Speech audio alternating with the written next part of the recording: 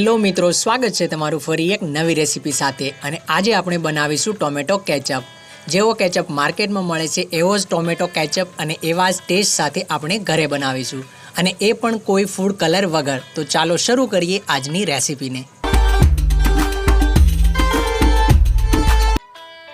તો tomato ketchup બનાવવા માટે મેં અહીંયા 1 કિલોગ્રામ જેટલા ટમેટા લીધા છે, અને હવે ટમેટાના મીડિયમ સાઇઝના ટુકડા કરી લઈએ।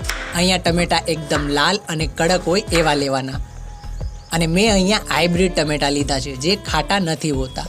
તો અહીંયા મેં બધા ટમેટાના એક સરખા ટુકડા કરીને રેડી કરી લીધા છે,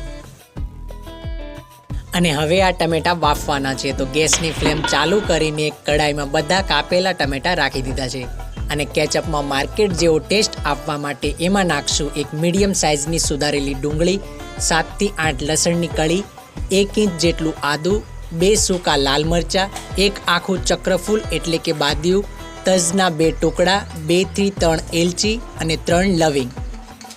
અને હવે એમાં એક નાની ચમચી જેટલું મીઠું ઉમેરી દઈએ, અને બધું એકવાર મિક્સ કરીને કઢાઈનું ઢાંકણ લગાવીને ટમેટા બફાઈ જાય ત્યાં સુધી રહેવા દઈશું।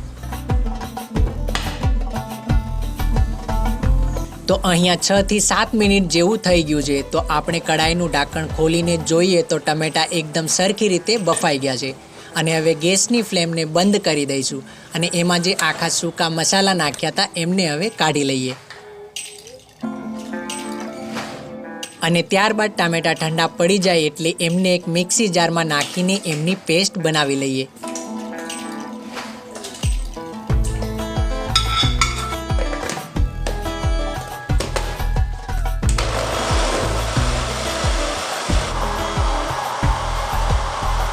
હવે આપણે આ પ્યુરીને એક બોલમાં ગરણી કે આવી ચાલણીથી ગાળી લઈએ, એટલે કોઈ જાડો ભાગ કે ટામેટાની ચાલ બી રહી ગયા હોય એ નીકળી જાય। તો અહીંયા ટામેટાની પ્યુરી ગળાઈને રેડી થઈ ગઈ છે,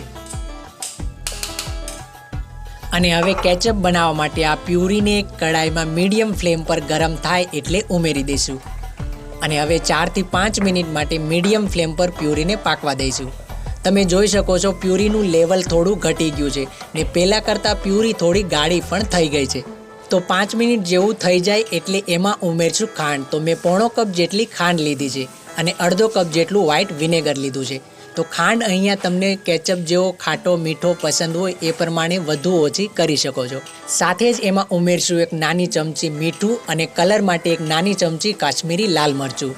હવે આ બધું ઉમેરીને સરખી રીતે મિક્સ કરી લઈશું, અને ખાંડ પીગળીને એમનું જે પાણી થઈને બળી ન જાય ત્યાં સુધી પકાવશું।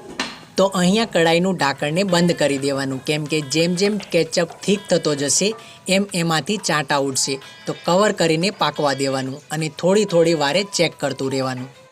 તો મીડિયમ ફ્લેમ પર 10 મિનિટ જેવું થયું છે, તો આપણે ચેક કરી લઈએ। તો એક પ્લેટમાં લઈને પ્લેટને ત્રાસી કરીએ તો સાઈડમાં હજુ પાણી દેખાય છે, અને કેચઅપ હજુ રેલાય છે। તો હજુ એમને 2 થી 3 મિનિટ માટે પાકવા દઈએ, અને 3 મિનિટ થાય એટલે ફરી એવી રીતે ચેક કરશું। તો જોઈ શકો છો હવે પ્લેટને ત્રાસી કરવાથી એમાંથી પાણી નથી નીકળતું। તો આ એમની નિશાની છે કે કેચઅપ બનીને રેડી છે। તો હવે ગેસની ફ્લેમને બંધ કરી લેશું, અને કેચઅપને ઠંડો થવા દેવાનો, અને કેચઅપ ઠંડો થઈ જાય એટલે તમે કોઈ પણ એરટાઇટ બોટલમાં આ કેચઅપને 1 થી 1.5 મહિના માટે સ્ટોર કરી શકો છો। તો મિત્રો, જો રેસીપી સારી લાગી હોય તો વિડીયોને લાઇક કરજો, શેર કરજો, અને અમારી આ ચેનલને સબસ્ક્રાઈબ કરવાનું ભૂલતા નહીં। તો ચાલો મળીએ ફરી એક નવી રેસીપી સાથે।